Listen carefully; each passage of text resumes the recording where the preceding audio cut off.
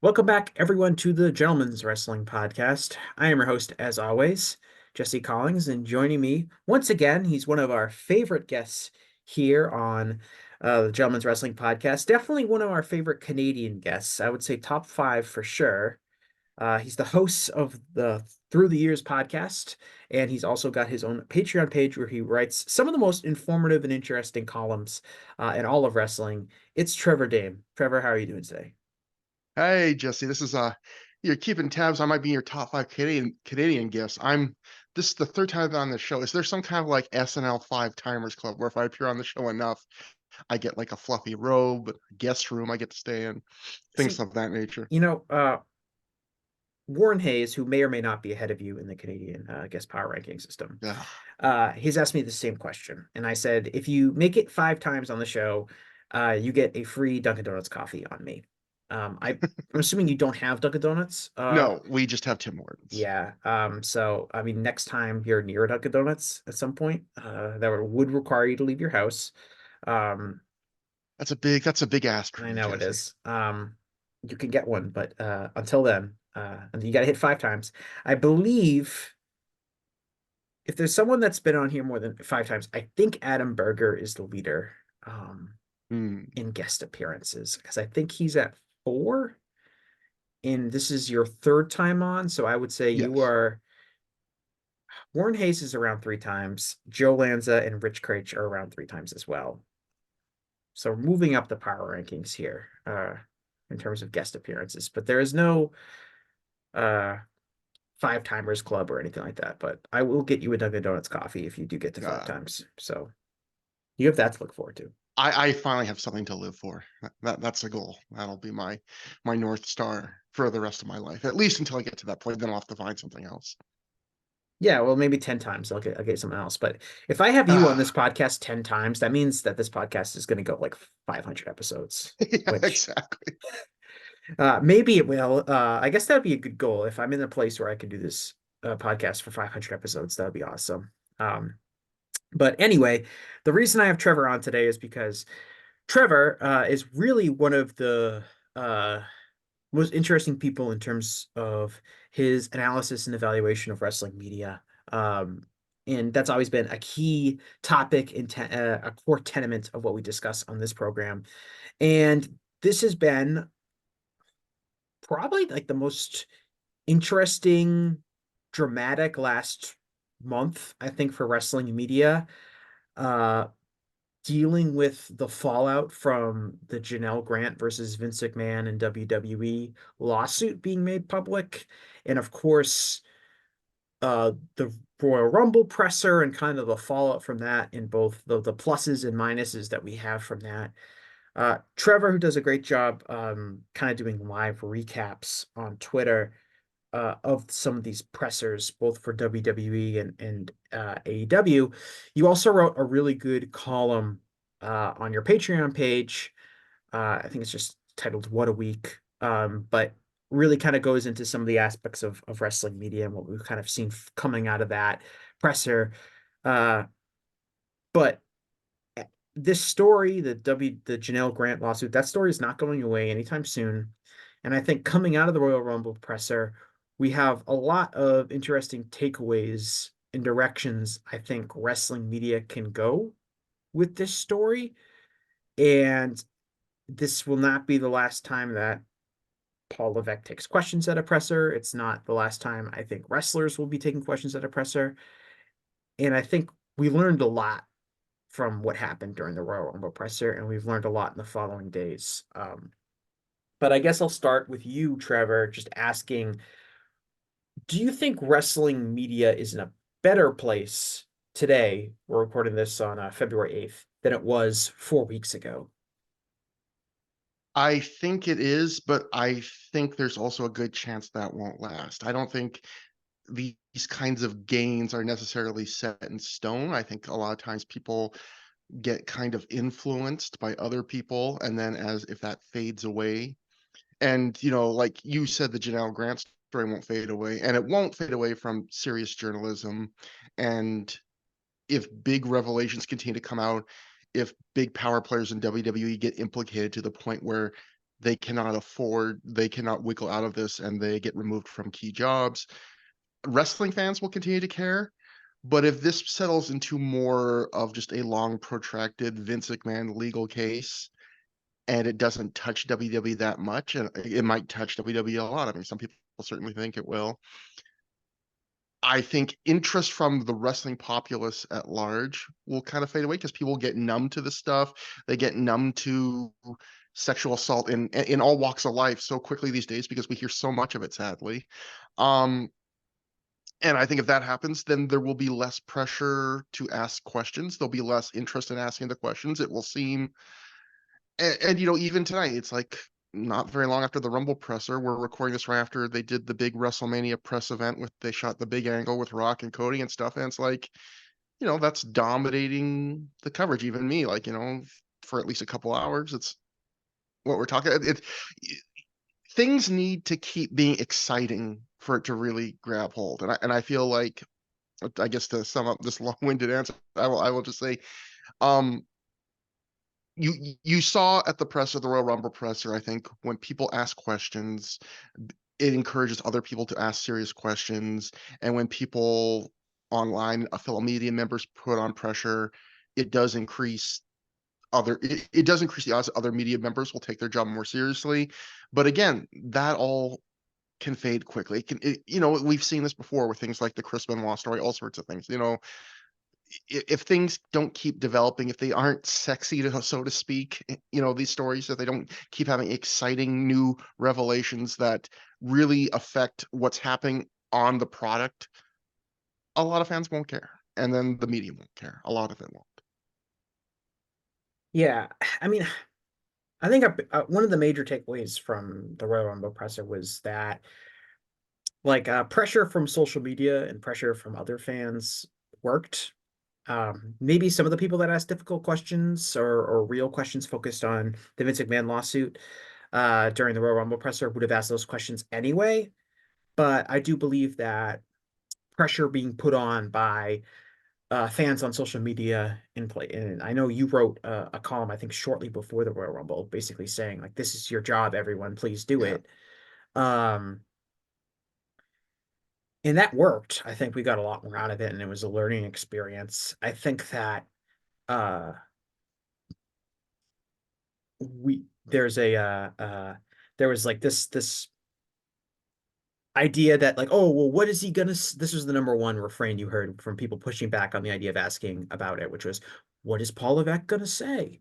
He's just gonna no comment. Why would you waste your question like that? And clearly, even though Paul Levesque didn't give any significantly substantial answers to those questions, his response to those questions was huge headline news. And not just headline news on your wrestling news sites, but on major news sites, mainstream news sites across the country. I saw tons of headlines from all sorts of major news outlets that were about, Paul Levesque's comments in the press conference saying that WWE had a fantastic week, saying that he hadn't read the lawsuit.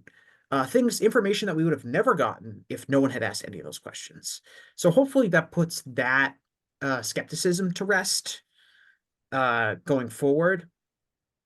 And I guess we've probably got, assuming the next presser event is going to be, I guess, after Elimination Chamber, Yeah. which is going to be interesting because the media at Elimination Chamber may or may not be uh it's almost definitely not going to be any of the people that were at the Royal Rumble presser. Maybe there'll be a few crossover, but I don't think any of our people that ask those like serious questions. Like I don't think Brandon Thurston is going to Elimination Chamber. It's people don't know this, like Elimination Chamber, which is in Perth, Australia, like could not be further away from like North America in terms of where it's being located. It is in a extremely remote part of the world, all things considered. So uh that might be a little bit different. Might be a little bit more fan based dur during that press conference. I don't know what the local media is going to be like there. Um, I think that pressure, but I think that pressure worked. And whether or not that pressure continues, I think remains to be seen in terms of people are okay. Okay, yes, those questions, good job. Now we're going to ignore this. Um, I think a lot of that, like you said, pertains to this story remaining interesting, more information coming out, um, how much further this lawsuit goes. We've already seen some stuff coming from, John Laurinaitis, who's also a defendant in the suit, said that, he's basically turned on Vince, and his lawyer is going with the bold strategy of claiming that he himself is also a victim of Vince's manipulation. Uh, that's probably going to contribute to some more information coming out. We already had the Vice article talking about the WWE's knowledge of the Ashley Massaro allegations that she was sexually assaulted during a tribute to the Troops tour in Kuwait, and WWE basically covered it up and didn't do anything about it. So we're seeing some of that information keep coming out. But I do think it will really depend on, like you said, more information coming out that makes this more relevant. Because as we get closer to WrestleMania, people's interests are going to wane back towards the product, which I think is WWE's goal in kind of riding out the storm here and praying that nothing else drops. Yeah, absolutely. So a few things like the you said early on that thinking about people on social media applying pressure helped change the pressure. And I can tell you, like, as someone who just has a weird compulsion to recap things occasionally, even though a million other people do it, I am in the weird position where a lot of times now people who are at the pressers read my criticism of them, or even sometimes will respond to it while they're in the middle of the press conference. And I can tell you, I've had a lot of conversations, like more than I can count on one hand, with various different people at these pressers, and they are they're pretty much almost universally positive, and they're almost always them saying, I could have done better, or I'm going to try harder next time, or I tried, look at what I did here. And like, I can tell you a lot of these people care, and I can tell you that how do I say this? I can tell you that there's nothing I've learned, there's nothing that wrestling media people love more than criticizing other wrestling media people. Because boy, anytime I've criticized a wrestling media person, I get other people in the wrestling media telling me, boy, you're right about this person. Let me tell you blank. Um and but I've also had, ironically, the people that respond, that like reach out to me, because I don't DM anyone. Like I have a weird pathological fear of intruding on anyone's time or space. So like if someone talks to me privately, it's because they reached out to me. But I can tell you that like the people that usually like feel that like apologize or go, you're right about this, we didn't do a good job, are usually like some of the better media people, like the people that should, I don't, you should say, I would say no one needs to quote unquote apologize to a schmuck like me. But if anyone needs to apologize for not doing their duties as a media member, like it's not those people aren't apologizing. Ironically, the good ones are the ones that feel bad about it. But yeah, so that's a thing. I think people do read online. They do care what they're seeing. Oh, again, I guess my point there is the people that care the most about how they're seen in media are the people that already are doing the better job. So it's kind of a weird thing. Like you're not getting the players that generally get the worst attention aren't coming to me, but maybe that's not a coincidence. But Well, I think in regards to that, I think that it really depends on what kind of circle you're in and what kind of facet of the wrestling social media sphere you're in. Because I think that there is a sphere of wrestling social media that is totally disinterested in the lawsuit, don't care, just want to talk about WWE, and that's what their audience wants. And I think those people, they're not even aware that like they might be asking bad questions at the presser, and they might not even be aware that there's a more serious matter at hand that should be addressed. I think because of the space that they're in, which is maybe not as critical of WWE as a space like you and I are in, yeah, um, it makes it so uh, they're just in a totally different world, and they're interacting with us through this media. Like some of the people that asked some of the worst questions at the presser, I didn't even know who they were because I am so far removed from whatever content that they're creating. I'm not seeing their tweets. I'm not seeing anyone talk about their contents in the spaces that I'm in. To me, those people are probably not uh like the criticism towards the media is probably not even reaching them. Yeah, it definitely. And I'll say this, like, I don't think this is necessarily told in confidence, but it was a private conversation. But I would imagine they probably don't mind this because I think this is a compliment that speaks well of them. But one of the people that reached out to me, I've only had like a couple private conversations with them ever when they've reached out to me, is John Alba. And John Alba told me, like, right before the WrestleMania presser, he was like, I am going to have a meeting with some of the other people I know that are going to be at the presser, and we're going to try and like coordinate and come up with a strategy. And he was like considering things like, hey, maybe don't ask if a wrestler comes on early, maybe don't ask them a hard hitting question about the scandal because that might scare off Triple H or things like that. Like, there were people that were putting real thought into how they were going to approach. It's not just like, I'm going to ask a difficult question, but like, let's coordinate together. What's our strategy here? Like, what's going to get the best? What can we do collectively that's going to get the most amount of information from the subjects here?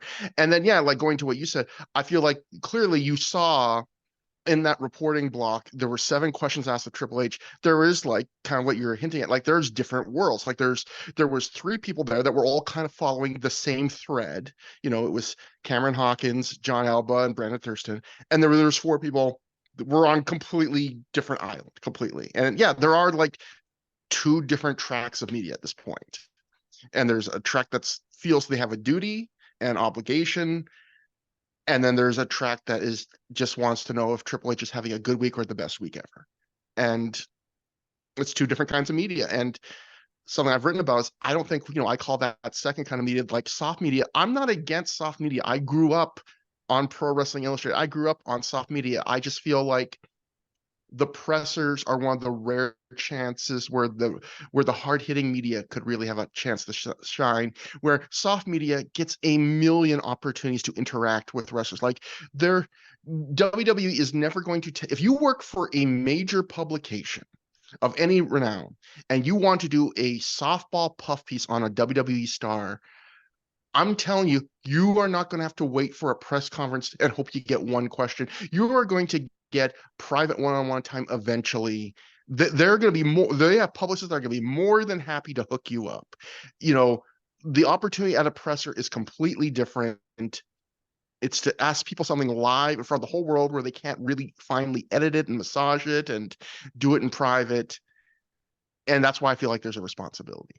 I think with Yeah. the soft media you're referring to, like, and you mentioned like there were a lot of media events outside of that press conference with Paul Levesque.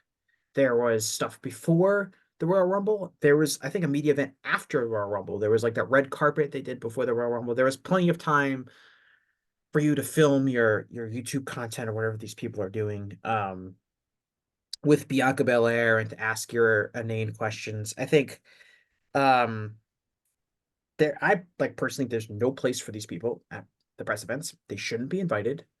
Um, the fact that they are invited makes me think that um WWE enjoys having these people here as terms of like a safety net. Uh, so it's not all hard-hitting questions. I think that one of the most annoying things about the whole thing was that the questions that these people asked, these kind of like softball questions, and these questions that were easy for Triple H to give a very favorable, easy answer to, were not good or creative or interesting at all. Like some of those questions, Trevor, like things like, is this the most loaded roster since the Attitude Era? Or how do you book so much talent in the Royal Rumble? Those questions are so incurious and boring that it blows my mind that somebody probably got on a plane, flew down to Tampa, and was like thinking about, had the whole flight, the whole show, days if not weeks, to think about, man, what am I going to ask Triple H? And like that's the best they came up with for a Yeah. question. Like It, like how stupid is that person? I Like how does that person create content that's interesting at all if that's their well, level of creativity? I can't put myself in the heads of these people. I know, and obviously different people will have different motivations, but I will say and I am sometimes fairly cynical. My cynical thought would be for a lot of those people, those questions are bland and generic by design because they are designed to not be offensive. They are designed to justify themselves being there and then not be even a hair dangerous so as to ensure they will get invited back again. They are simply there to feed the beast. And I just wanted to touch on, like, this goes back to the another point you made earlier, where talking about how people's argument is, we can't ask about a serious question. This is something I've heard so many times, not just at this presser, but we can't ask about a serious topic because we know we're going to get like a no comment or I can't talk about that. And that's going to be a boring answer. And I only get one or two questions at these pressers, and that's going to completely waste my question. I hear that argument so much. And I feel like this presser and the AEW most recent pay-per-view presser proved that wrong because at the AEW presser where Tony Khan gets asked about Chris Jericho, he gives largely the same answer, but you learn things from it. You learned, it was notable that when he was asked two times flatly, do you have you ever conducted an internal investigation into Chris Jericho, any kind of sexual impropriety? He would not give you a yes or no answer. That is notable. The fact that he on the record said he thinks they have the safest wrestling company in the world, when he is also a guy that in the last year has said he fired a top star because that star made him fear for his life. I mean, those are notable things, and they were the most talked about things at that press conference. None of the Mhm. softball questions were talked about. Those were, and then you go to the Royal Rumble presser. The most talked about things were those three questions asked to Triple H, and you did get things, even though he was trying not to give you anything. The fact that he told you he has not read like you said, the fact that he told you he's not read the lawsuit, that's a notable story that could pay, that could be useful in the future, and it's just notable on its own. The fact that when he was asked directly, what are you doing to change the WWE to make it a safer work environment, the fact that he would not give you one single specific, that's notable. That is interesting. Even though that's him trying to be generic, the fact that he couldn't even give you like a random thing, that is interesting. And then the fact that you had him ghoulishly keep talking about how instead of just saying no comment or this is a legal matter, the fact that he was asking him those questions forced him to respond in a way where he made the choice to say like, oh, let's like just focus on the good stuff, which made him seem ghoulish and made him come off really badly. That's a story, and you wouldn't have get that without asking the questions. And again, to sum up, those three things were the most talked about things of the Royal Rumble presser. No one was talking about Triple H saying this era might be better than the Attitude Era. No one gave a shit about that. So this idea that you can't ask the tough questions because you're wasting your question, what's it a waste of? Because if your goal at the presser is to get interesting answers and get people pointing out, boy, they asked a good question, or boy, they got something.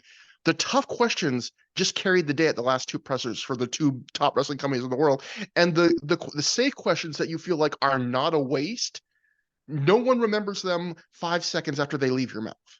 Like I'm sorry, that's just the case. Mhm.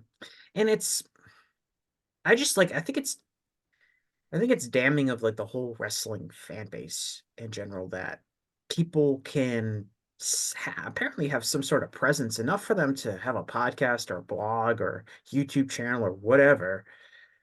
And they're this uncreative and this incurious. It makes me like there's a thing going on, I think on the Cheap Heat, the Ringer podcast with Peter Rosenberg and assorted other people. They didn't really address the Vince thing, and I saw in like the Discord there was like some discussion about that, and Pete Rosenberg was like, "What do you want me to say? I'm not an expert on it." And then like all of his fans that were also in his Discord were like, "What do you want Pete to say? Pete can't say anything interesting on it. You should listen to this other show if you want to hear interesting about it." And it's like, to me, if your audience, and I think that a lot of people would argue the reason they didn't ask a difficult question or they didn't ask about the Vince thing is because they would say, "Well, my audience, they're not really interested in that." To me, if your audience is not interested in that, that's reflects really poorly on you. Like your audience isn't concerned about this. Your audience isn't interested. Even if you like don't even want to get into like the like let's bury Vince McMahon, let's talk about how evil WWE is. Just from a creative standpoint, this has major ramifications. Brock Lesnar, I think, was clearly supposed to be in the Royal Rumble, and he wasn't. He's clearly supposed to have a major match at WrestleMania, and he's not going to have one, it looks like. These are all extremely relevant questions um that need to be answered, even if you don't want to get into like the fact that Vince is a ghoul and he's going to be burning in hell. Like there are plenty of other information that you can glean from this beside the point. But the fact that your audience doesn't care at all, or in fact is afraid, you're afraid to even cover it because you feel like your audience is going to revolt, um that reflects really poorly on you. And I would really question like what you're even doing in this space and what you're even doing covering wrestling or providing a level of analysis for wrestling at all if you can't even go there with your audience. So I kind of agree. I kind of disagree because here's the thing. I don't think it's wrong where sometimes people they want, to, for lack of a better term, safe spaces. Like they want something where it's like, you know what, I'm inundated with like harsh stories about things, and I just want a place where I know it's going to talk about like a hobby I like. It's going to be light. I'm not going to have to think of serious, horrible things in the world, and I can block out. If I know if I'm listening down to this podcast, I'm going to get an hour removed of that. And in a way, I don't want to live in a world where that's everything. And I wish we lived in a world where people wanted less of that. Like I feel like a lot of people that's all their diet, their media diet is. But I do understand. I think everyone needs a little bit of that. I don't necessarily think it's completely bad for people to provide that. But at the same time, it you can't like It's the wrong, this is the wrong hobby for that. Like well this is I the would say wrong hobby for, oh, I just want something light and fresh and like I don't want to be, inundated with real world problems. Like go watch, the dodo videos on YouTube or people crocheting or something like that. This is pro wrestling. This is a scummy industry. And I feel like this is not the place for, I need this to be my safe space where nothing from the real world ever interferes with it. You're watching this living, breathing thing full of these different real life personalities and events. And I feel like this is not the industry for that in any way. well and I will also say there's an idea to on the other end to support your case. There's an idea that if you have a large audience, do you have a responsibility to make sure that audience is informed of serious issues? Because there might be some people, Cheap Heat's a major wrestling podcast. I mean, there might be some people where that's their only wrestling podcast of the week. Maybe they just watch the TV and listen to Cheap Heat. Good Lord. And maybe this would be one of the only places where someone could kind of talk to them about this and let them know about it and what this means and what the story is. And in that sense, maybe if you have that's why I kept going back with the pressers, where I was like, I was really focused on the pressers because my idea was, if like there was an article I wrote about in one of the things I wrote on my Patreon, which are free articles, even though you can pay to, but I put these articles were free, the ones that Jesse talked about earlier. But one of them, I wrote about an article Jonathan Snowden wrote on his Substack, which was just infuriating. And he wrote about, he used the basically saying, he was very snide and looked down on the people that were complaining, people like Brandon Thurston. And he made this comparison of like, years ago, the Bleacher Report paid me to go down and write us like a piece on the Royal Rumble. And it would have been, if there was a major story like this going on at this time, I wouldn't have asked about it because I have a responsibility to my employer. They pay me to write about the Royal Rumble. That's what I would have been paid for. That was my job. And I feel like it's unfair to expect things like that. And what I would say is this, which is, the pressers, if you were getting paid, if someone paid you as like like he was suggesting, Jonathan Snowden was like, he honestly said this. He said that, like, yes, the Vince McMahon story is really important, but so is the story of Cody Rhodes winning his second straight Royal Rumble in front of his family. And what the fuck? But anyway, I will just say, here's the difference. If we talk about responsibility and opportunity, if you want to write that story, if you write for a major publication and you want to write that story about what it's like for Cody Rhodes to win his second Royal Rumble and what his family feels about it, trust me, if you write for, as I said before, if you write for a major publication, WWE will get you some private one-on-one time with them. You'll get some direct quotes. You won't have to sit in a press conference and hope you get randomly picked and that the wrestler you're writing the article from is randomly chosen to show up that night and you get to ask one question of them with no follow-up. That's not what a presser is designed for. If you're running a column, and your entire column hinges on this roll of the dice to ask one question. That's not what a presser is designed for. Something just happened. Media gets to ask about it live. So It is designed to question people. yeah, it's also I read that article by Jonathan Snowden, and I know that he wrote a lot about, as an actual journalist, this is what the reality of what happens when you go there. He wrote with that kind of attitude. Yeah. Um, with the idea that a lot of the criticisms that are being aimed at the press conference are made by people that don't really understand the full journalistic process, which I think is probably true to a degree. Um, I think in general, like if you're going to a press con, if you're working for a competent, serious media outlet, and you're going down to Tampa, and the assignment is write about Cody Rhodes winning the Royal Rumble or something like that, I would, as a journalist, and anyone that runs a respectable news outlet, if this Wall Street Journal story comes out and this lawsuit comes out a few days before the press conference, I would say, well, hold up. This Cody story, we can get that anytime. We're getting a chance to one-on-one ask Paul Levesque about this major, major issue, one of the biggest issue stories to ever break about the pro wrestling industry. This is what we're covering now. We'll get to that Cody thing later, but we have a real golden opportunity to cover something really serious and something that's important. And any serious news outlet is going to pivot, and any serious journalist is going to know what the real story is here. Now, Jonathan Snowden at Super Bowl Nation might not understand that. And Jonathan Snowden might want to sit on his high horse and tell everyone how the real journalism system works. When was the last time Jonathan Snowden was in an actual newsroom?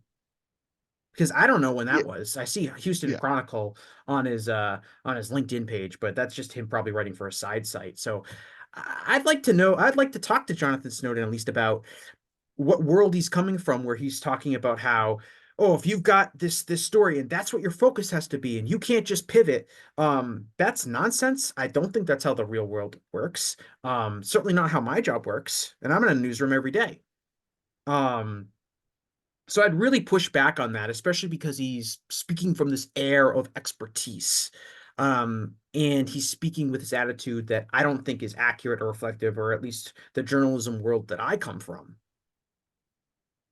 And I know there's, again, I'm not a journalist. I don't even purport to be. I'm just a schmuck on the internet that people take too seriously. I don't know why, but I have talked to legit journalists or people that work in major media, and I can tell you there's an art to, even you can ask, if you get private one-on-one time, say with, again, Cody Rhodes, and they say you get 25 minutes with them.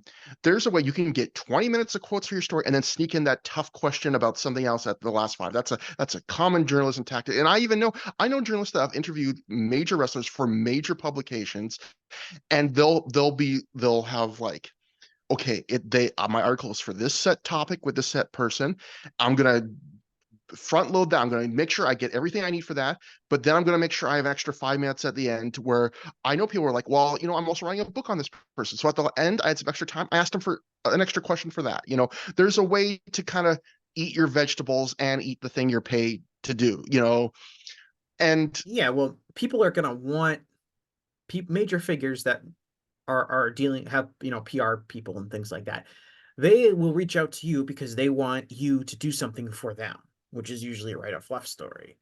But there's often a common acceptance that if you're going to entertain them, you'll be permitted or you'll be allowed to ask them about something else. A couple of months ago, I was I was interviewing Elizabeth Warren, who's a U.S. senator from Massachusetts, former presidential candidate, and she was talking to me about something really boring that I didn't really care about and I wasn't going to write to a story about. But I did have some questions to her about a local hospital issue. And I listened and asked her some questions about the boring thing. And then I was like, all right, let's talk about this hospital. And I talked to her for like, I don't know, 15 minutes about the hospital and got all these quotes that I needed because that was what a story I was really working on. And what I felt like was really important to my readers was the comments from a US Senator on uh, a local medical service issue. And that's kind of the same thing. Like this is what we're talking about is you have to be able to identify what the real story is here. And it's not always the story that you're flying down to Tampa anticipating you're going to be doing. And if you couldn't identify that this was a real story that you should probably pivot towards, that speaks poorly to your journalistic instincts, which isn't surprising because I imagine that most people in that room haven't really developed that many. Um, you mentioned to John Alba kind of talking to some people um beforehand. And this kind of gets back to uh the issue of having these people that are going to ask these softball inane questions and mixing them in with the maybe more serious people is when you are at a press conference, you are counting on your colleagues, the other people with other media outlets, to ask relevant questions that's going to aid your coverage, whether that's following up on information after someone else asks a question or just helping you round out your overall coverage. Chances are you're only going to be able to ask one or two questions. You're counting on to get more information from the press conference by other people asking relevant information. And when we have people there that are kind of, asking these insipid, stupid questions, you're really hurting the entire media ecosystem of that press conference because you're taking up valuable time with that. This happens to me all the time, my day job. I don't like TV journalists for the most part. I think they're really doing a lot of like hacky stuff. As an example, I was covering um a double murder homicide press conference last month. It was a terrible story. A father killed his teenage daughter and his wife and then himself. Um, and I was at a press conference out in the cold with the district attorney who was talking about it. And there was me, there was a couple other print journalists there, and probably like five other TV journalists. And like me and some other people are asking like what I would consider like really relevant questions, like has there ever been any domestic violence calls to the house before? Had there been any concerns from neighbors, like things like that? And the TV people are there and they're asking questions like, once one person asked like, I don't know if you're a father, could you imagine this happening? Like something really stupid like that. And I understand why they asked that question. It was because they wanted on the nightly news, they wanted like the B-roll to be really exciting and having DA be like, I can't imagine something like this happening. Um, because it's all for TV. And so it's like it was basically like I saw them create a clickbait thumbnail right in front of me. And I was like, you people are wasting my time with your inane questions. I'm trying to get like the real factual story here. I'm not trying to entertain viewers. I'm trying to get information out there because that's my job. Um, and that's how but to get back to my original point, instead of just ranting about how much I don't like TV reporters, you're counting on your colleagues to kind of help get more information out there. And when you're being mixed in with these people that have no interest in that because they're in this other universe, like we're talking about, makes it very frustrating to deal with. Yeah, and it's when people wonder, maybe when we talk about like coordinating or working together with other reporters, what's it look like? It's a matter of things just like getting together with some other people that are going to be in the question pool beforehand and go, okay, let's agree. What are like some of the most important questions we could ask? And then whichever one of us, if any of us gets called on first, that person can ask, and then let's be ready. Like, what are some good follow-ups to that? Because there's not going to be generally follow-ups to these pressers. So, like, if I get called first, and I'll ask the question. If you get called on later, you get ready with the follow-up. And it's that idea of like, in a way, we can kind of combine to do the job of like one long-form interview. And yeah, when half the people are not willing to play the game, so to speak, no pun intended. You let people off the ball. Like we got when we talk about that presser, about the few nuggets we got that on 3 questions with no follow-ups. Imagine if if all 7 of those questions had been focused on this, what we could have gotten, but we won't know because 4 of those questions just, and it's one of those things I keep going back to. Why it frustrated me was all 4 of those other questions. Like, I'm not even going to get into the debate of whether you need whether those people, like, I'll just say this: forgetting everything else, those 4 people will get lots of other opportunities to ask those exact 4 questions at other times, like and though they will get their shots. You were never going to get another shot to ask Triple H serious questions live in front of the whole world right after this major scandal broke. Like, they might not get another shot like that again till the Elimination Chamber presser, and who knows if people will act on it then, or if they'll really get the opportunity then. This was like literally like the one chance those people got. And so what I would say is, if you do not, like, I had people come to me that were like, some of these people may be trauma survivors and not feel comfortable asking Triple H. And you know what? I think that's a perfectly valid reason. But you did not have to raise your hand then. You could have said, you know what? This is a very special opportunity, a very unique opportunity with this story. And I will sit this one out. I don't feel comfortable for a reason, whether I'm a Jonathan Snowden type where I'm like, you know what, this isn't what I'm looking to do, or I'm a person where this is triggering something for me. That's fine. That's fine.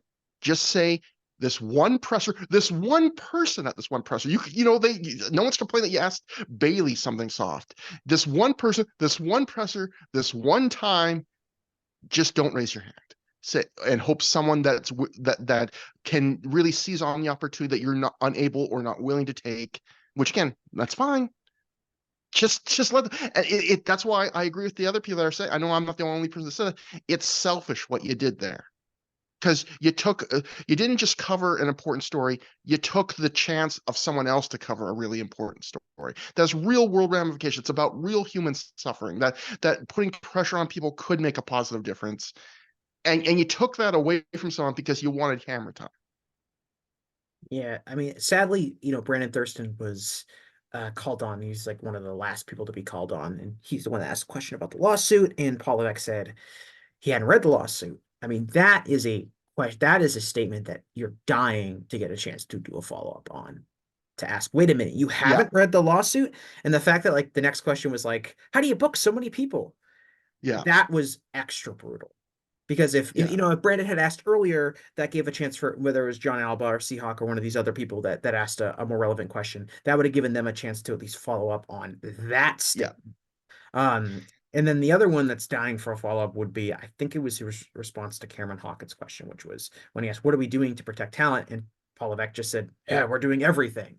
Like hmm the obvious follow up would be, "Could you give a specific example of something that's yeah. happened?" Could you give me 2 specifics, just 2 things? Yeah, like And then see, even if he couldn't give you a good answer, that would be even more of a story. Like if he just goes, or things, like that. But yeah, and that's the point. In these pressers, you kind of have to work together because you don't get follow-ups at most of these pressers. Occasionally at the AEW presser, sometimes if they're generous, they'll let you follow up, but usually not even there. Usually it's one question, you get an answer, it's on to the next person. yeah, especially, and I'd really like to see this followed up like in the future at, other events coming up. Because even if this Vince story, nothing breaks, I mean, there's a real chance to ask questions about what has changed since, what new policies have you implemented now that we're a few months removed from this big scandal breaking again? Um, what have you done?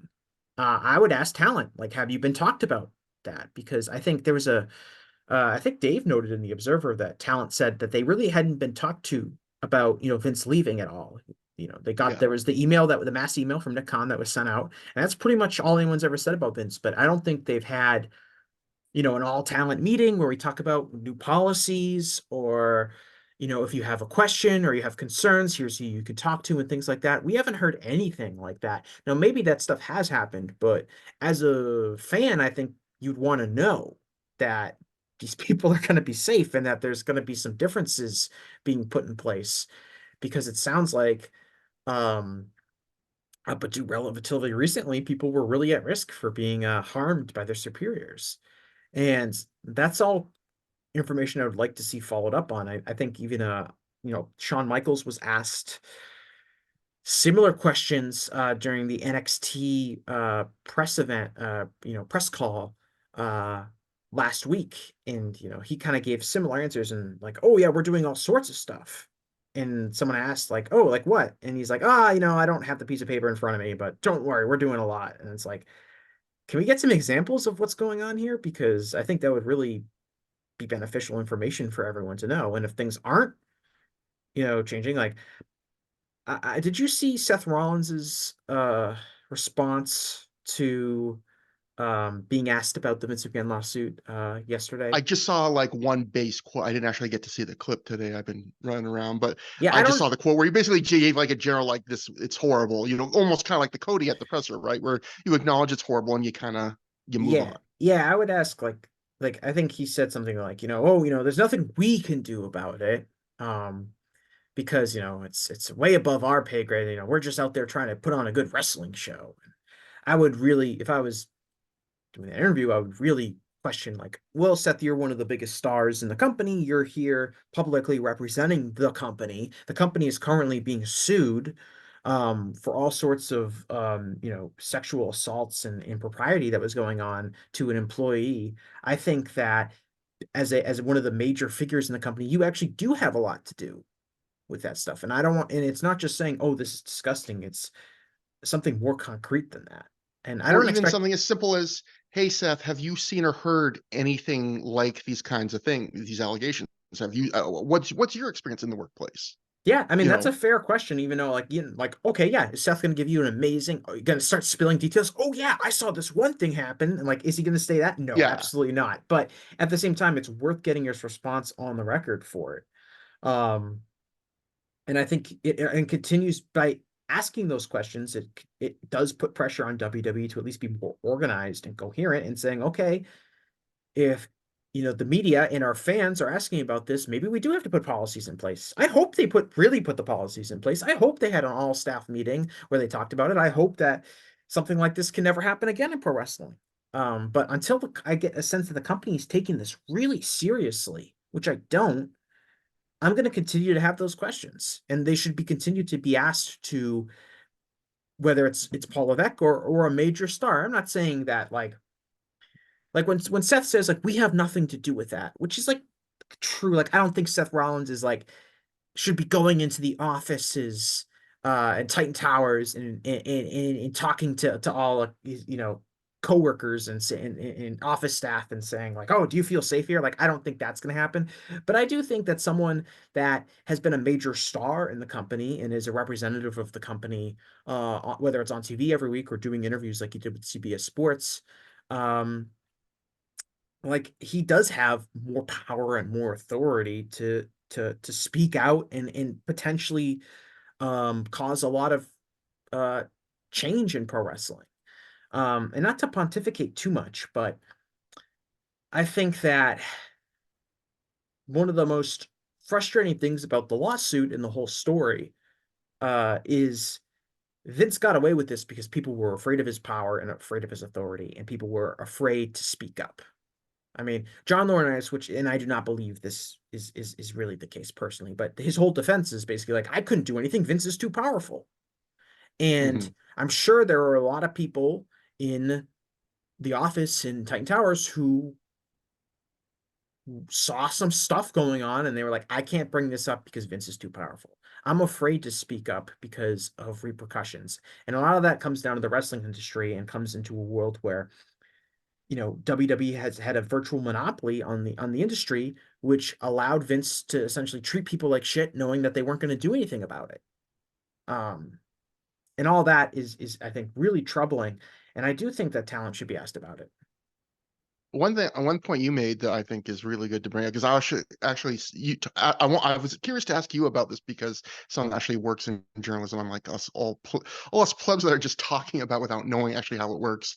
Um, you mentioned pressure, and I think that's one other thing I was writing about a bit too, where people are talking about like oh, there's no reason to ask people questions if you're not going to get a really substantive answer. And we've already talked about how sometimes even in the very flat answers that you give, you get nuggets of substance often.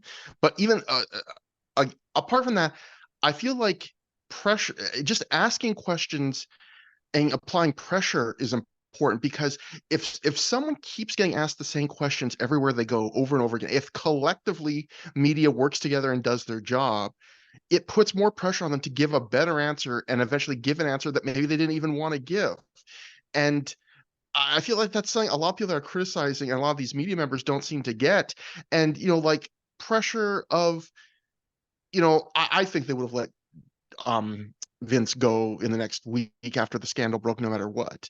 But, even the Hollywood Reporter wrote that, like, Slim Jim temporarily pausing their sponsorship, like at the very least, sped up that process. It put pressure on them to do something that maybe they're planning to do a little bit later or dragging their feet on.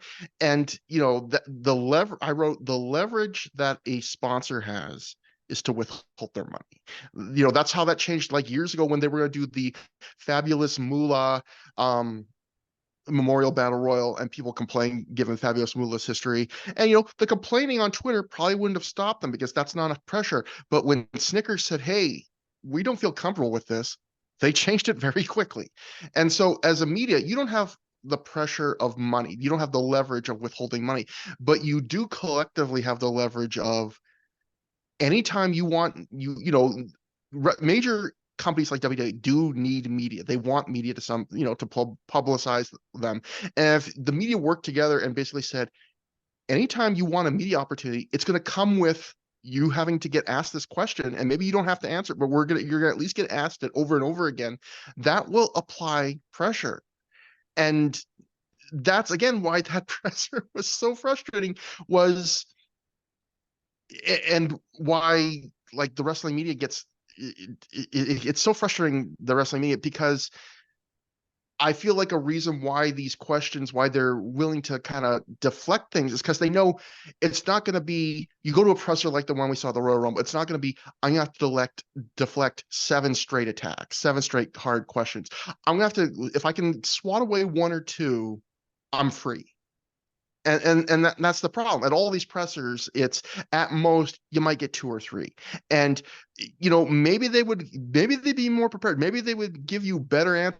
Maybe they would do more due diligence and not look like a deer in the headlights like Triple H did, if they thought, I better come prepared, because I know every time I sit down on one of these pressers, I'm going to keep getting asked these questions until I give a satisfactory answer, instead of knowing, yeah, I might face this once or twice, but if I just brush it off, that's going to be 1 or 2 questions in a grand, you know, parade of publicity that's going to be largely favorable to me.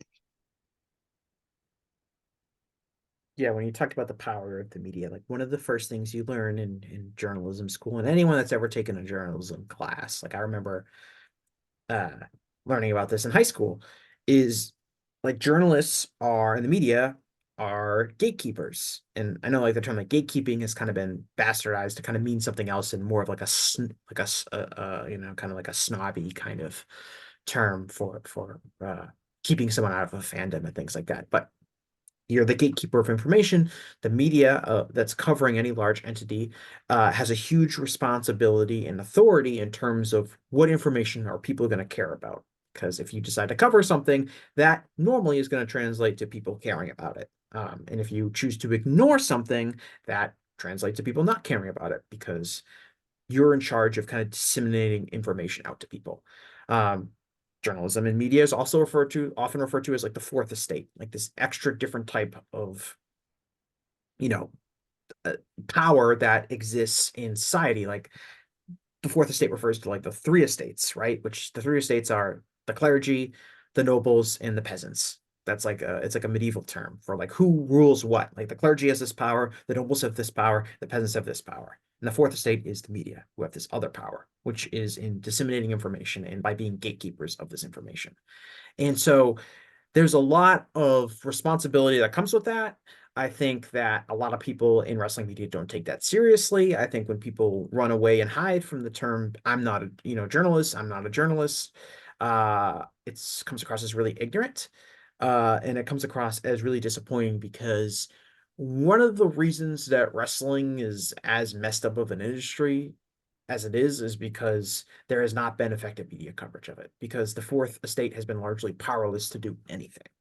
Um, we're starting to see a break in that because mainly because these wrestling companies, both AEW and WWE, are becoming more media friendly.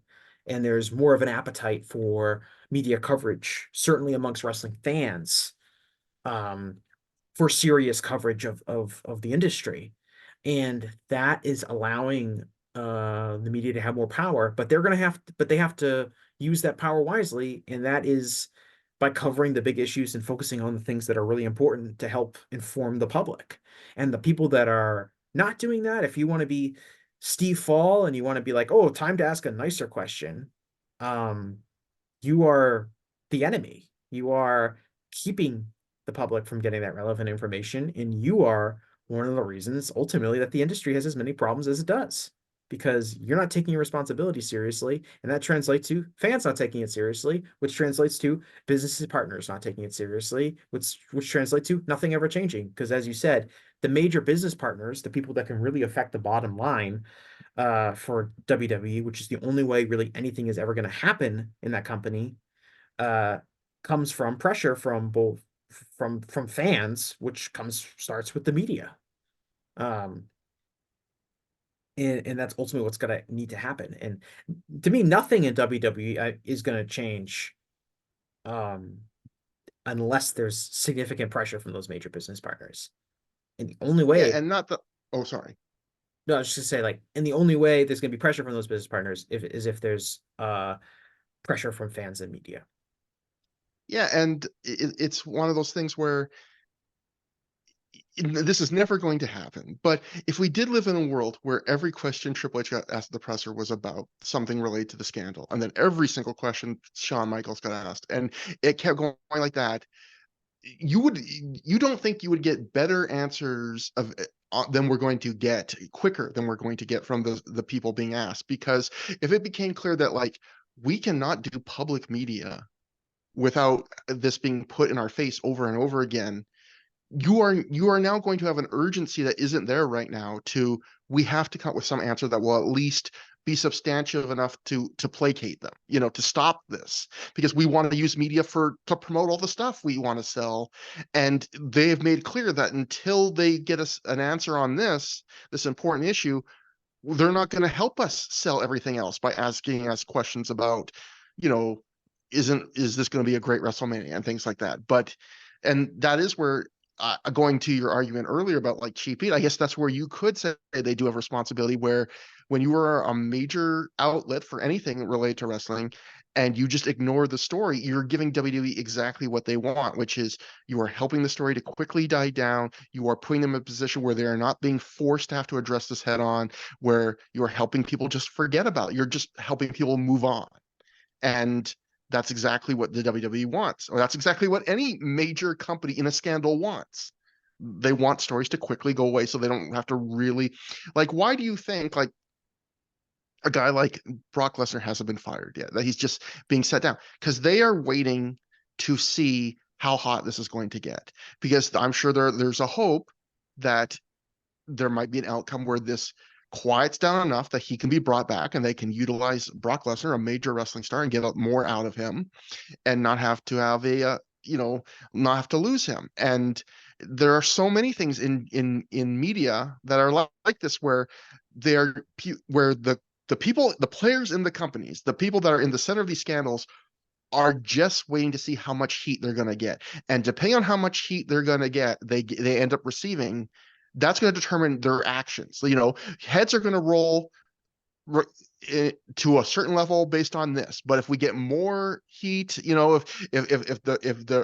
the reporters dig in more and they're more urgent about it, we might have to act quicker and maybe cut deeper, and be more thorough. Maybe some people won't escape. And you made a great point earlier where you talked about like the history of WWE. The history of WWE is, you know, you look at like the Titan Gate scandal, the sex scandal in the 90s, or things like that, where the reporters get this is why to start off this conversation, why I got worried, where I said, that where I think like there is more scrutiny, but I fear it won't last. It's because a lot of times you see these big scandals like Benoit, like Titan Gate, the media gets really interested for a few weeks. WWE makes some, skin deep cuts. They'll cut the outside players, the people they can let go, and then the media lets their foot off the gas. They get distracted. They move on to other things. And then the WWE or any major company goes, "Ooh, okay, we don't have to cut very deep. We just the surface layer, story is done, back to business." And I feel like if you ask me what's the most likely outcome to this, it's that it's going to be history repeating. It's going to be you're going to see, Vince is gone, but Vince was already kind of gone to begin with. He was already kind of being forced to the periphery in a lot of ways, and they're going to try and wait this out and make as few cuts as they have to get. And if things get too bad, then you will see deeper cuts. Yeah, I mean, with Brock, I think it's really going to be difficult to bring him back. Um, Obviously, as time goes on, the story kind of fades away. Things might change, but I think like they got rid of Vince, they've expunged him from uh existence, it seems like. But because Brock is the one really named talent, even though he's not directly named talent in that lawsuit, he has become like a mascot for that lawsuit. So if he's on screen, that's going to be, I think, a really unnecessary risk for WWE. I don't see Brock Lesnar in 2024 as that kind of asset. I don't think they particularly need him. Um, Brock might be someone that I would think, like the way TKO and Endeavor has operated, is Brock seems like someone that they would just let go, especially if Vince isn't there anymore. Just from a financial standpoint, it's like, do we really need to keep paying this guy this amount of Yeah. money? I mean, they don't really need almost anyone at this point. I mean, again, Right. there's such a monolith now. But the other interesting thing about Brock is there are ways, something we haven't talked about is like there are ways to ask questions in a gentler way that get at larger issues, or also ways to ask if you're like, again, don't know why we keep going on I keep going to cheap heat now, but it's just a good standard example. If you go, our audience won't really care about like big legal histories that dates back decades, there's a way to make those stories come alive. I think in both those scenarios, Brock is the way, because I'll just use the example. Maybe if you don't want to ask super directly, of Triple H about this, you could have said, "Hey," you like at the next press, you could ask, "There's a reports out there that Brock was going to be a part of the Royal Rumble, and then he was replaced with Braun Breaker," or, "Hey, Brock Lesnar was on the original cover of the new WWE 2K video game, and then he was removed from it. Why is that?" And that's a question where you're very much asking about the serious issue, but you're not asking directly. You're finding a back door into it, or likewise, because the answer is going to be related to that, but you're not technically asking about that. And the same way, like if you're doing a podcast and you're trying to make the topic be more in, like trying to expose your listeners to a serious topic that maybe they normally wouldn't be interested or want to do. The idea of, oh, this is a huge sex scandal that might break down some exec you don't really care about, that might not interest them. But hey, this thing is making it so a big star isn't showing up at the Royal Rumble. That's a way to make it come alive for those kinds of people. And again, a lot of the media just doesn't even want to make that effort. Yeah, I mean, I understand why a few, the strong questions that were asked of the presser were related to kind of Vince and broader aspects of the company. But it was really disappointing. We didn't hear any questions about Brock Lesnar. We don't really know anything about his status in the company other than he was supposed to be in the Royal Rumble. He was not. And as you mentioned, he was supposed to be, he's tabbed for the 2K24 cover, and he's been taken off from that. And uh, he is one of the biggest stars in the company. He's one of the most significant wrestlers of the last 20 years. Is he just, gone forever? What's the deal with Yeah, that? that's a huge story separate from the scandal that no one was willing to ask about. Like, you don't want to know one of the biggest stars in the company was supposed to show up tonight and he didn't? Like, you don't want to ask about that for any reason? Like In it's just any crazy. other time period, if there are other stories, if there weren't this amount of stories going on as there are, like that would be like just a gigantic story that like Brock Yeah. Lesnar is just not in the company anymore. Um, and he's gonna be wiped from history, like Chris Benoit. Um, I don't know. I wanted to kind of pivot a little bit to something else, which is kind of um how wrestling media has kind of gone going forward, kind of beyond the Royal Rumble presser over the last 2 weeks in terms of, I guess, especially with the Cody angle and the Rock angle and kind of what's going on, and that is obviously sucking up a lot of the oxygen. And just kind of like the balance between covering the really serious company jeopardizing allegations and lawsuit that are out there with like the typical like, okay, let's talk about what happened on Raw and let's talk about what's going on with this angle.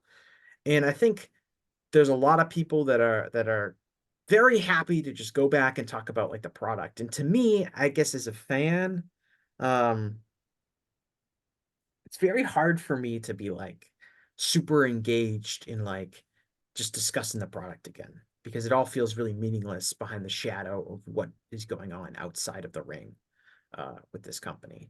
And how do you feel like different kind of outlets and media in podcasts and shows and things like that have kind of continued to cover this Janelle Grant, Vince McMahon situation, in addition to trying to balance that out with like your typical what's going on on Raw, what's going on SmackDown, what's going on, what's the card for WrestleMania looking like kind of coverage.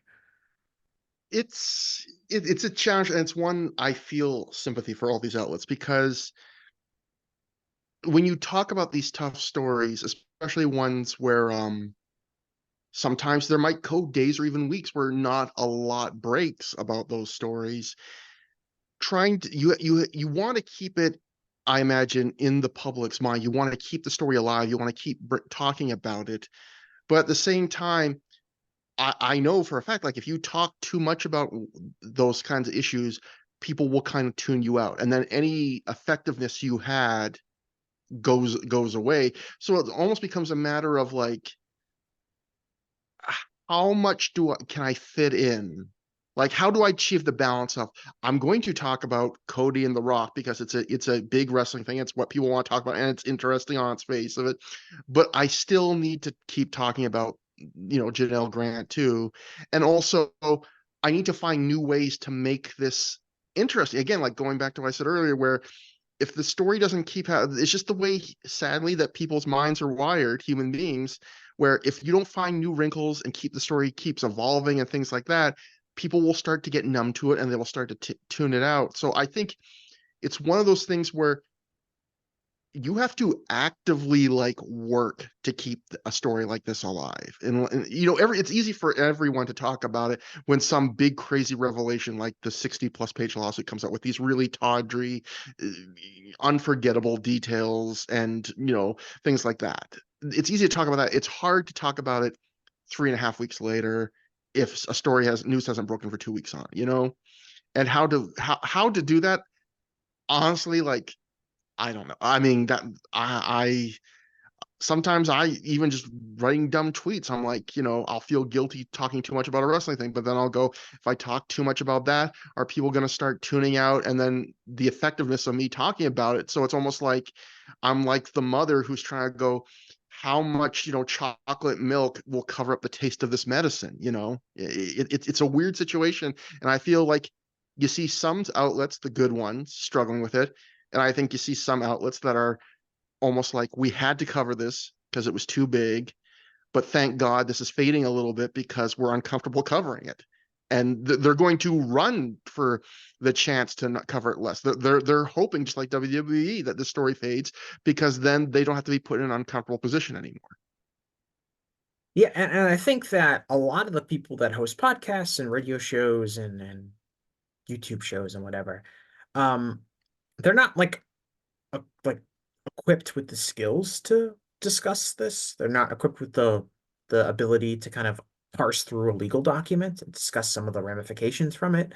Some of them might not be curious enough. Some of them might not be intelligent enough, but some of them might just want it to all go away because it requires a lot of work and effort to kind of have a serious discussion about it. And I think it's way easier for people to kind of hand wave that aspect of it.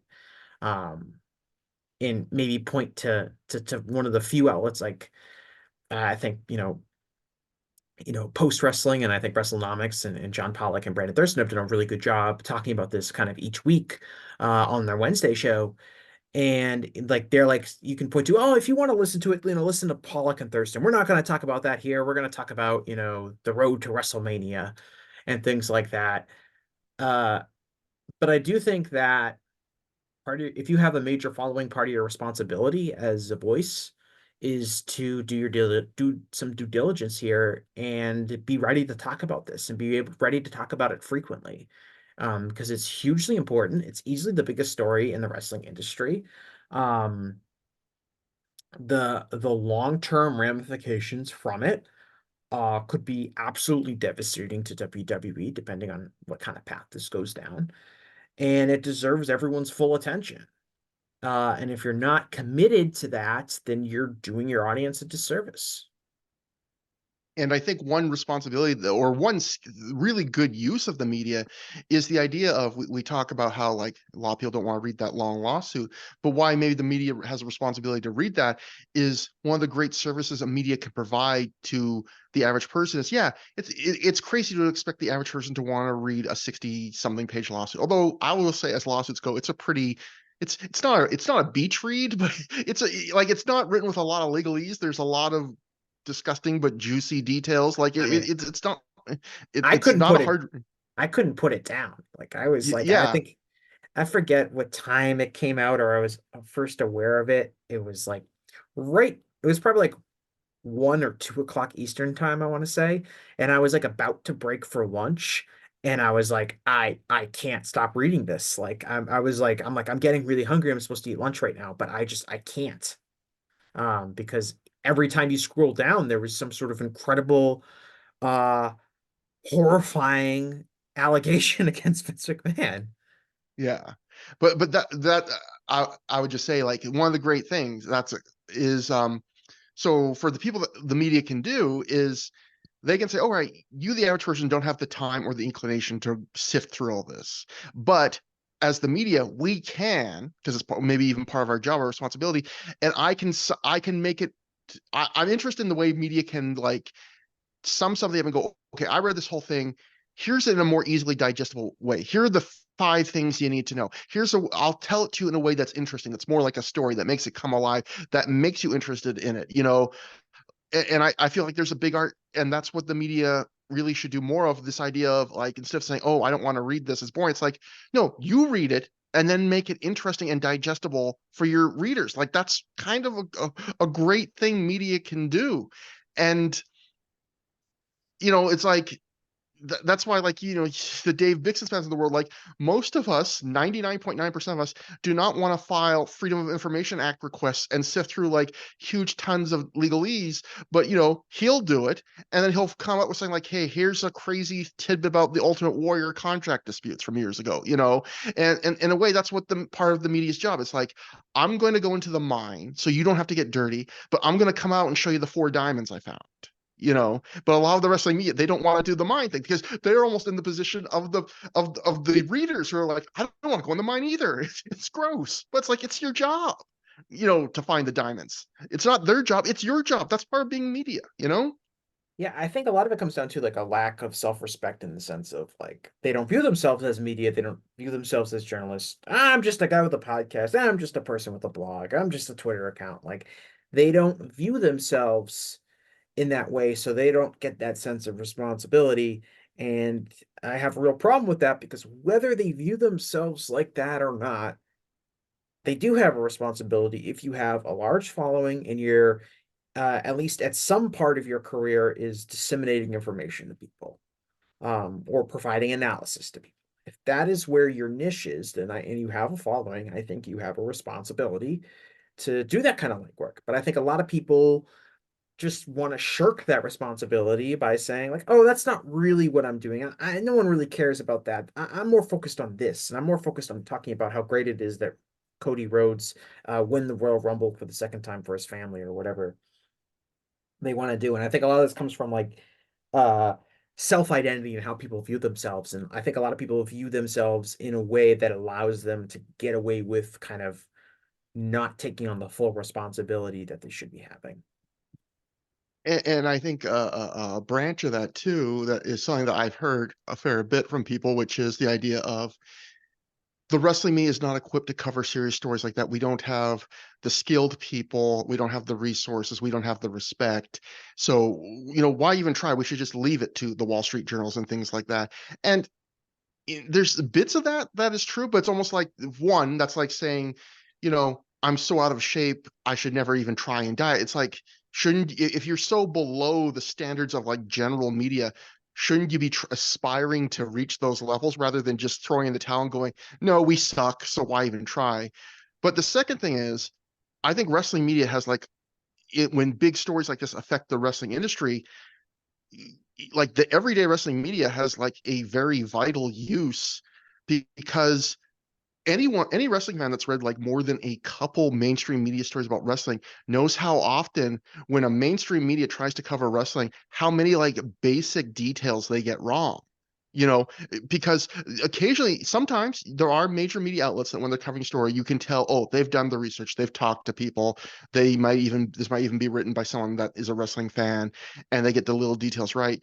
But we've all had the experience where you read an article written about wrestling by a major publication, and maybe they get like the very broadest details right, but anything beyond that, it's like, this is completely wrong. They're getting completely hoodwinked. They're getting details that are just easily correctable wrong.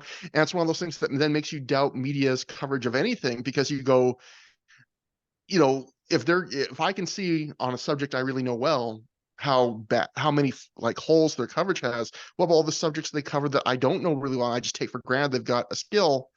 And so wrestling media, the thing they can cover is, yeah, wrestling media does not have the resources of the mainstream media or the talent level in some degrees.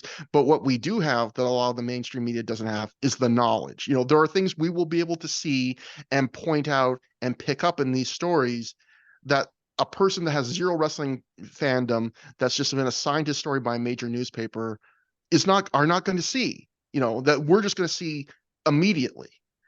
And that's an important skill that needs to be contributed to big stories like this. Yeah, I mean, like you said, like even when the stories about Vince having to resign, uh, that came out a couple weeks ago, like a lot of the mainstream media outlets included like Vince, I can never pronounce this word right. Hagiography. Yeah, Um, something like that. Yeah, yeah, that's sorry, terrible in pronunciation by me, an English major, but um, a lot of them had that in it. Like, oh, Vince McMahon, took over his dad's small regional wrestling company and took pro wrestling from the smoky auditoriums into the biggest arenas in the country. And like, all, that kind of pseudo history that WWE's been presenting, probably because it was gleaned from either Wikipedia or some Google searches or things like that. And we know how inaccurate a lot of the recordings of wrestling history are. Um, and yeah, you're totally right that like there's an expertise that comes from the wrestling media that mainstream media really isn't going to be able to provide on a consistent basis. And that should be a corner that um the wrestling media, really has in terms of coverage, especially related to this Vince stuff. And it's yeah, like to me, like it's almost disappointing to see like it's great to see the mainstream media coverage because it's necessary for the industry to improve, but it's also kind of disappointing that by contrast, like the wrestling media feels almost like powerless because there's a lack of aptitude or interest in being able to really cover the story as well as possible. Um, and Yeah, it has that energy of like, oh, like some of the media are acting like, oh, like the real media is coming in like to tie my shoes, so I don't even have to try and learn how to tie them on my own. Like, oh, this is what this is what real media does. Where it's like, shouldn't you want to help? Shouldn't you want to get better? Like, aren't you kind of embarrassed that you're kind of just saying that like we that cover the stuff every day are going to do such a worse job than someone dropping in once every few years? yeah, I mean, which is true to an extent. And look, like a major reason that pro wrestling media is the way it is because there hasn't been a lot of financial resources that are Hmm. dedicated towards people wanting to do this as a full-time job. I would love to do wrestling media as a full-time job. but those jobs are few and far between. And even if I were to get one, I probably wouldn't be allowed to do it the way I want it to do, which would Yeah. be not doing a lot of like feature articles and fluff pieces for websites and things like that, which is the ones that you tend to see being passed around.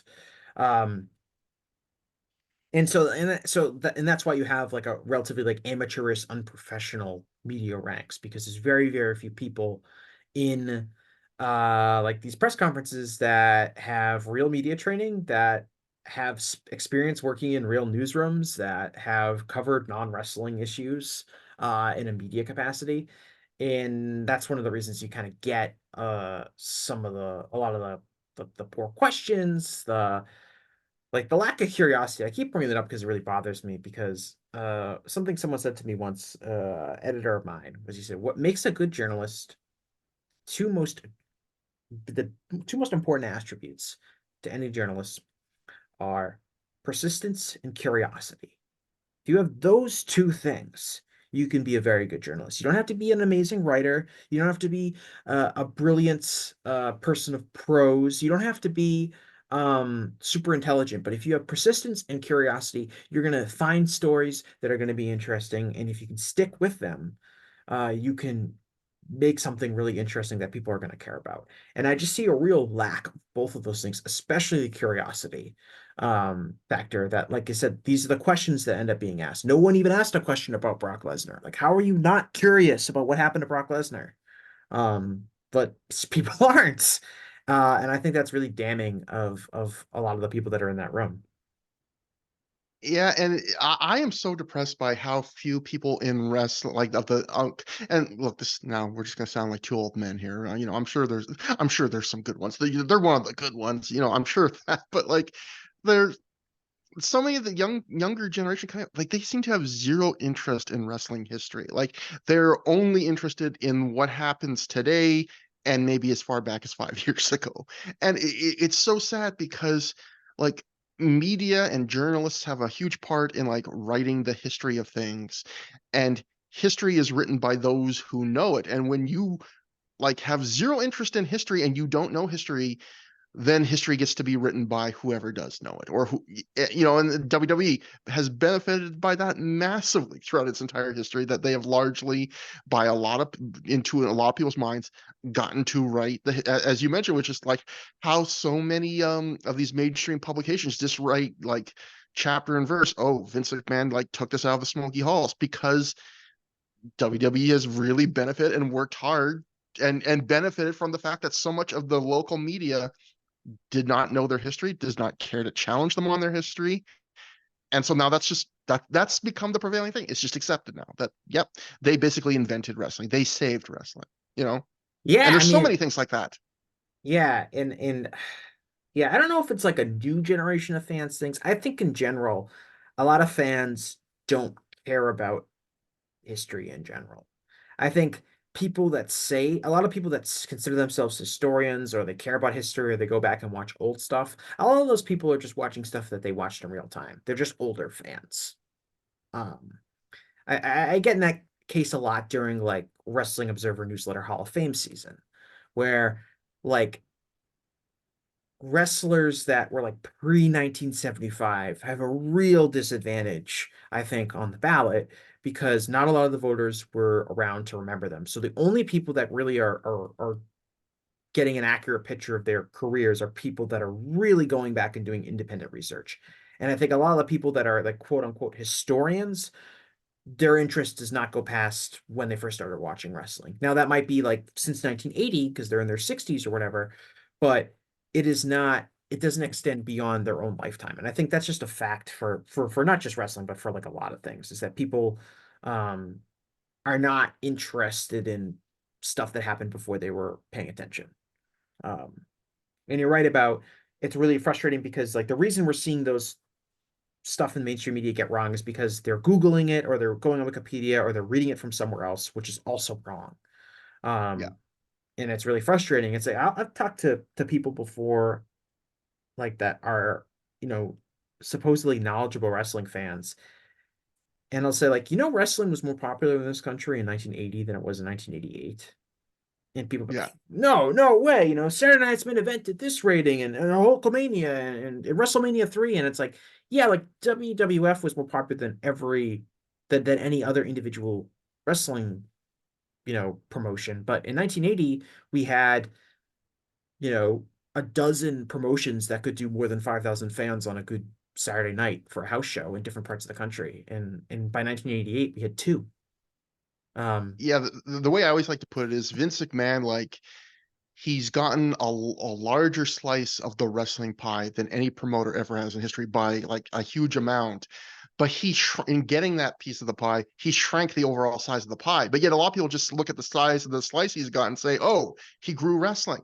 But no, it's just like he took most of wrestling and it got somewhat smaller as he did.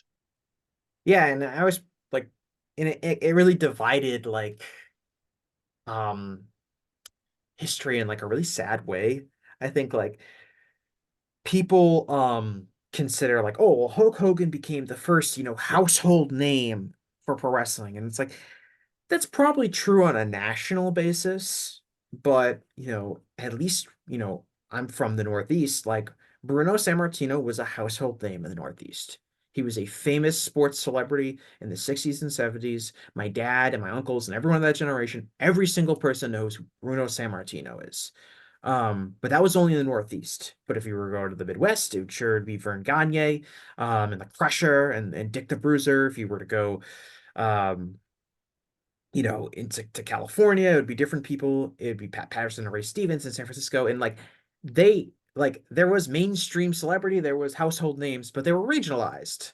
And I think like one of the sad things about WWE's history and kind of the way the territories went away and how WWE has kind of rewritten history for a lot of people is like the fame pre 1982 or 1983 in wrestling is really discredited to an inappropriate degree. And a lot of really memorable careers have been forgotten because of that. Yeah, I mean, a guy like Gorgeous George was such a huge star that See, Muhammad Ali lifted most a lot of his act from guys like him, you know. yeah, I mean, what the thing about Gorgeous George, I think, is that like WWE, for whatever reason, decided that they were gonna like promote Gorgeous George like 10 years ago, and like talk about Gorgeous George. And I think in a lot of ways, like Gorgeous George has is like overrated to a degree. Yeah.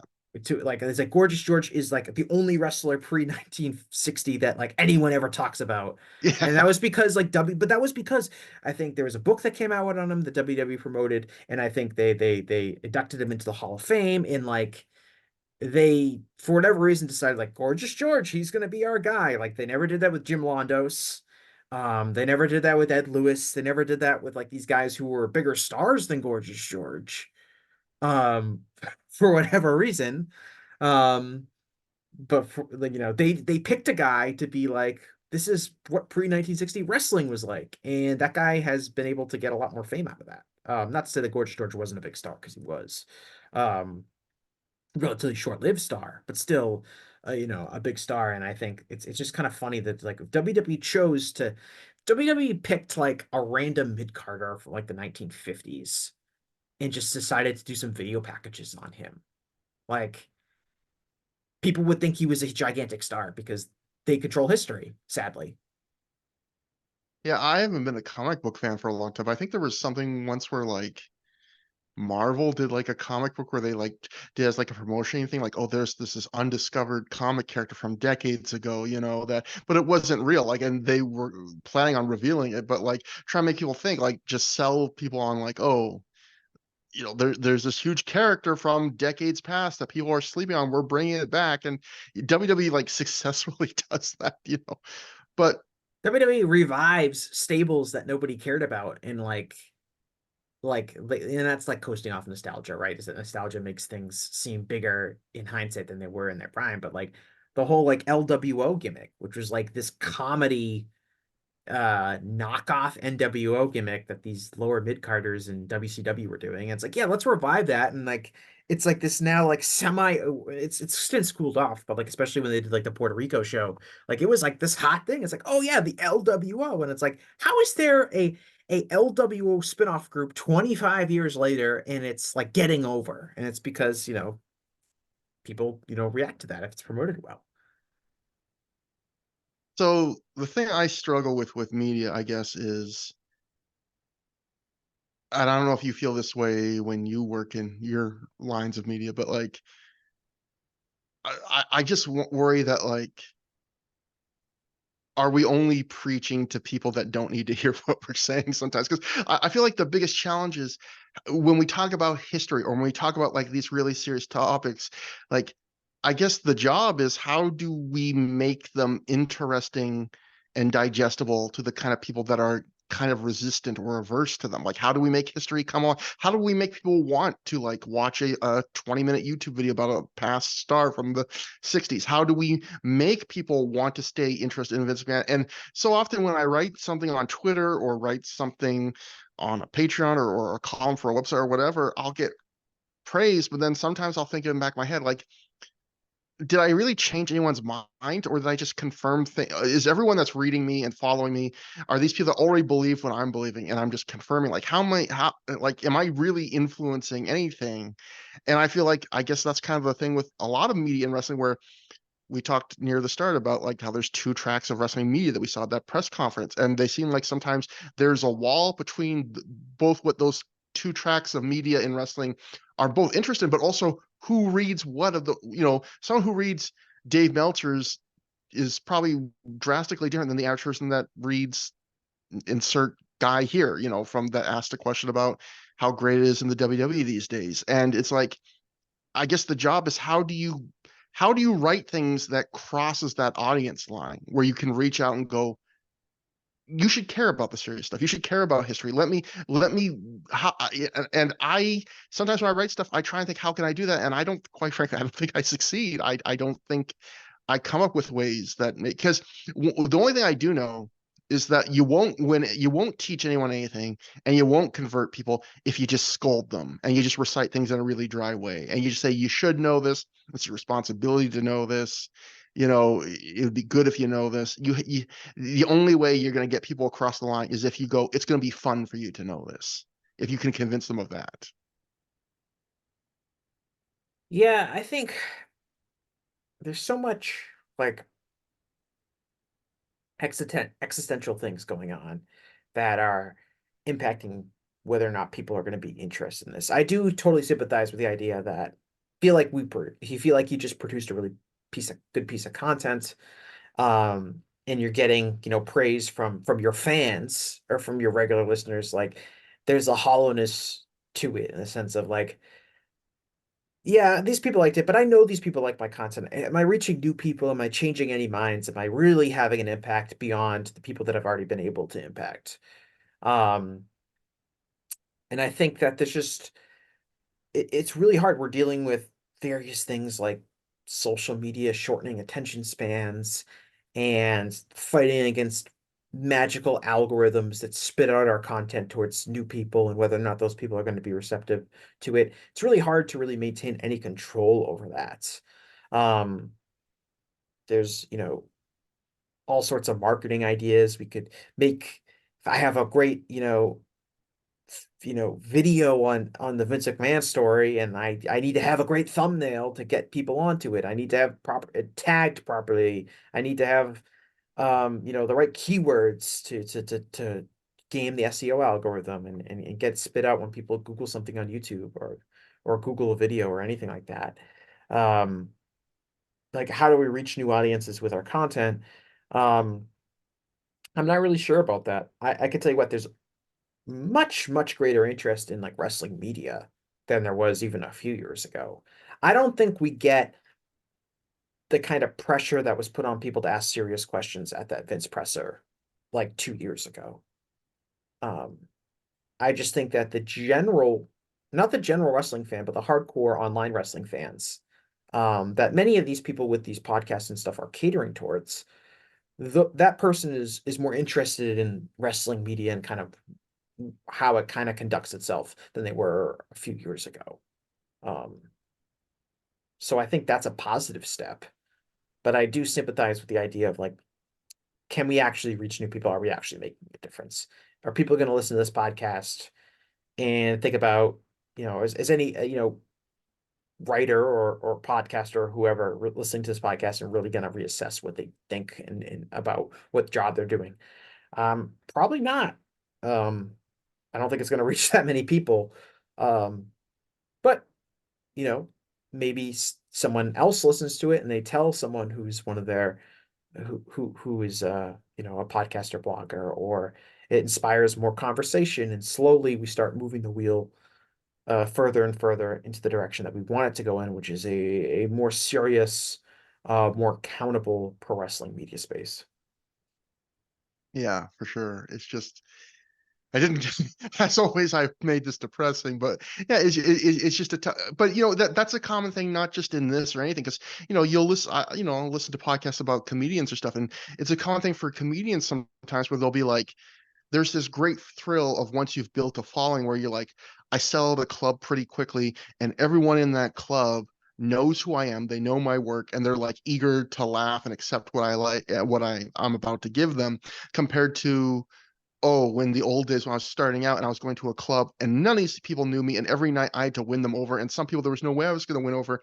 And sometimes some of these comedians, it's like they almost miss those days where it's almost like, you know there is sometimes a frustration of, I'm only preaching to the converted now, like where I kind of miss the days where I was actually winning people over that were kind of resistant to me. And yeah, and I feel like, yeah, you did a good job bringing up the internet and stuff, because I feel like, yeah, algorithms and everything, the way like everything from YouTube to like internet ads, it works like everything pushes you to chase a popular trend and just follow what's already working, and don't try and challenge an audience, don't try and find a new audience. Once you find an audience, you better stick exactly with what they expect from you. There's so many YouTubers I see where like they follow something and then you see them get kind of trapped, like, I actually wanted this channel to be about 8 things, but now the algorithm and my fan base has basically told me it has to be about this one thing that's caught on, and if it isn't, you're fucked. And it is kind of the way of the world now, which is find something successful and you just live there forever and you don't challenge, you don't do anything. All right. I think that's pretty much it for today. Trevor, do you have anything you want to plug? I have my podcast that's ThROH the Years, ThROH. It's a podcast about Ring of Honor, the early days of Ring of Honor. We've done that for a billion gajillion years now. My Twitter is at Trevor Dame, and I have like a Linktree link on my profile that has my Patreon, all that stuff. So makes it easy. But yeah, other than that, that's everything. All right, excellent. Well, thanks a lot, Trevor. I appreciate you joining the show today. I appreciate all the listeners. Hopefully, we converted maybe some people who are listening to this for the first time, or we scared them off and they think that we're both assholes, but that's okay. Either way, appreciate all listeners, and I'll talk to you again after a while.